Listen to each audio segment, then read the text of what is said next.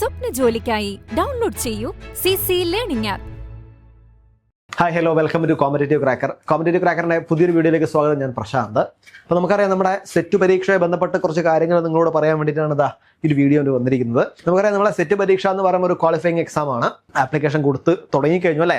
ഈ മാസം അവസാനം വരെയാണ് നിങ്ങൾക്ക് ആപ്ലിക്കേഷൻ സമർപ്പിക്കാൻ വേണ്ടി പറ്റുള്ളൂ. പരീക്ഷ എഴുതാൻ നിങ്ങൾ ആഗ്രഹിക്കുന്നുണ്ടെങ്കിൽ നിങ്ങൾ ഉടനെ തന്നെ എന്ത് ചെയ്യുക, LBSന്റെ സൈറ്റിൽ പോവുക, അതിന് ആപ്ലിക്കേഷൻ ഫോം അടയ്ക്കുക, കൃത്യമായിട്ട് ഫീ കൊടുക്കുക, അതിനുവേണ്ടി പ്രിപ്പയർ ചെയ്യുക. സോ ഇനി എന്താ നമ്മൾ ശ്രദ്ധിക്കേണ്ടത്? ഇനിയുള്ള ദിവസം, അപ്പോൾ ഈ ഉള്ള ദിവസത്തെ നമ്മൾ എങ്ങനെയാണ് നമുക്ക് പ്രോപ്പറായിട്ട് വിനിയോഗിക്കാൻ പറ്റുക?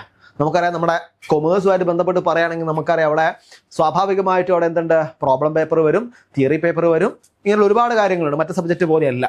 ഇത് രണ്ടും നമുക്ക് എങ്ങനെ പ്രോപ്പറായിട്ട് ചെയ്യാൻ വേണ്ടി പറ്റും നമുക്ക് നോക്കണ്ടേ? അപ്പോൾ അതുകൊണ്ട് തന്നെ നമ്മളൊരു 75 ഡേ സ്റ്റഡി പ്ലാനുമായിട്ടാണ് നമ്മൾ വന്നിരിക്കുന്നത്. നമുക്ക് നോക്കാം എങ്ങനെയാണ് നമ്മളെ സ്റ്റഡി പ്ലാൻ മുന്നോട്ട് പോകുന്നത്. നോക്കിയേ 75 ഡേ. അവിടെ ആദ്യം തന്നെ പറയട്ടെ, നമുക്ക് രണ്ട് കാര്യങ്ങളാണ് സെറ്റ് കൊമേഴ്സുമായിട്ട് ബന്ധപ്പെട്ട് പറയാനുള്ളത്. ഒന്ന്, പഠിക്കേണ്ടത് എന്താണ്? തിയറി. പിന്നെ പഠിക്കേണ്ടത് എന്താണ്? പ്രോബ്ലംസ്. തിയറിയും അതേപോലെ പ്രോബ്ലംസ്, ഈ രണ്ട് കാര്യം നമ്മൾ എന്ത് ചെയ്യണം? പ്രോപ്പറായിട്ട് പഠിക്കണം.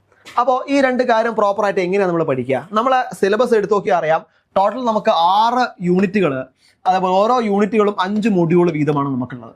അപ്പോൾ നമ്മൾ പഠിക്കേണ്ട ഏരിയ എന്ന് വെച്ചാൽ കുറച്ച് ഏരിയ അല്ല, കുറച്ച് വലിയ ഏരിയ തന്നെയാണ് നമ്മൾ പഠിക്കേണ്ടത് അല്ലേ? കുറച്ച് വലിയ ഏരിയ തന്നെയാണ് നമ്മൾ പഠിക്കേണ്ടത്.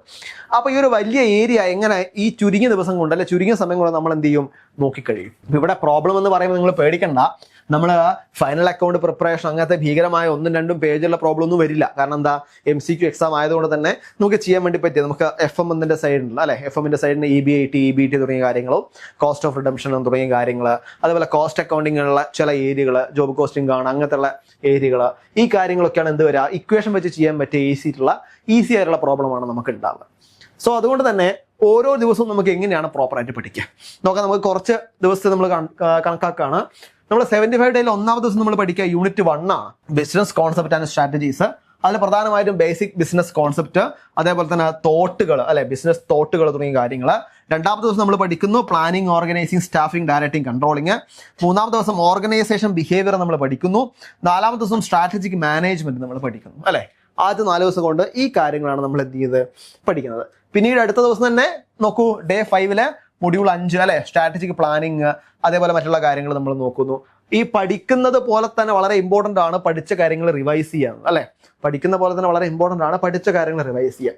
സോ ഇവിടെ ഈ ദിവസങ്ങളിലൊക്കെ നിങ്ങൾ പഠിച്ച മൊഡ്യൂളുകൾ ഇവിടെ 6ാമത്തെ ദിവസം നമ്മൾ എന്ത് ചെയ്യുന്നു? റിവിഷൻ ചെയ്യുന്നു.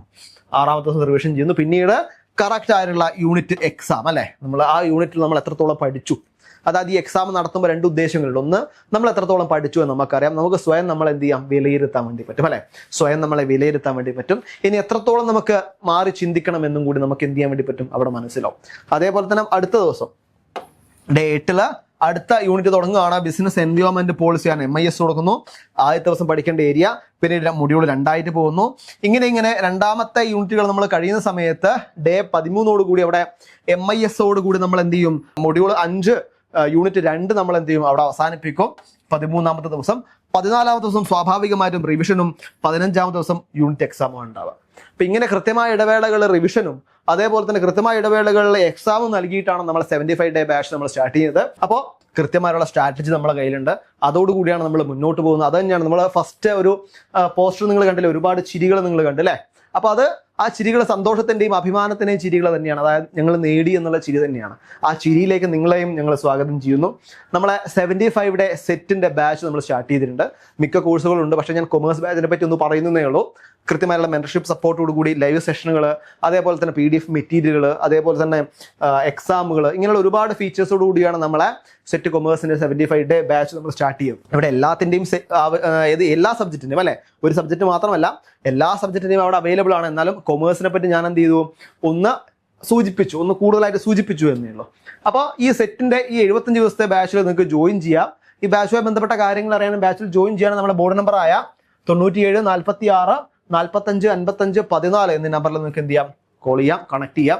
കൂടാതെ ഈ ഒരു ചാനൽ ആദ്യമായിട്ട് കാണുന്നവരാണെങ്കിൽ എന്ത് ചെയ്യുക? നമ്മുടെ ചാനൽ സബ്സ്ക്രൈബ് ചെയ്യുക. കൂടാതെ ഇതുമായുള്ള കൂടുതൽ വീഡിയോസ് കാണാൻ വേണ്ടി നമ്മുടെ ചാനൽ തന്നെ ഉണ്ട്. ജനറൽ പേപ്പർ ആയിട്ടും മറ്റ് സെറ്റിന്റെ സബ്ജക്റ്റുകൾ അല്ലേ. ഇപ്പം നിങ്ങൾ കൊമേഴ്സിന് വേണ്ടി പ്രിപ്പയർ ചെയ്യുന്നവരാണെങ്കിൽ നിങ്ങളുടെ ഫ്രണ്ട്സും മറ്റു കാര്യങ്ങളും മറ്റ് ഏതെങ്കിലും സബ്ജക്റ്റിന് വേണ്ടി അല്ലേ, മാത്സ് ആയിട്ടും അതേപോലെ ബോട്ടണി അങ്ങനെയുള്ള സബ്ജക്റ്റിന് വേണ്ടി പ്രിപ്പയർ ചെയ്യുന്ന ആൾക്കാരുണ്ടാവും. അപ്പോൾ അവരിലേക്ക് എന്ത് ചെയ്യുക, ഷെയർ ചെയ്ത് കൊടുക്കുക. ഇങ്ങനെ സെറ്റിൻ്റെ ഒരു ചാനൽ ഉണ്ട് എന്നുള്ള രീതിയിൽ PYQസും അതേപോലെ തന്നെ എക്സാമൊക്കെ ആയിട്ടാണ് നമ്മളെ ബാച്ച് തുടങ്ങുന്നത്. അതുകൊണ്ട് തന്നെ സെറ്റ് നേടണം, അതായത് ഈ വർഷത്തെ സെറ്റ് നേടണം എന്ന് വിചാരിക്കുന്നവർക്ക് പ്രോപ്പർ ആയിട്ടുള്ളൊരു വഴി പറഞ്ഞു കൊടുക്കാൻ ഞങ്ങൾക്ക് സാധിക്കുന്നതാണ്. അതാണ് നമ്മുടെ 75 ഡേ ബാച്ച്. അപ്പോൾ ഈ ബാച്ചുമായി ബന്ധപ്പെട്ട കാര്യങ്ങൾ അറിയാനും ബാച്ചിൽ ജോയിൻ ചെയ്യാനും നമ്മുടെ ബോർഡ് നമ്പറിൽ കോൺടാക്ട് ചെയ്യുക. ഇനിയും പുതിയ വീഡിയോസുമായിട്ട് വീണ്ടും കാണാം. അതുവരെ താങ്ക് യു സോ മച്ച്.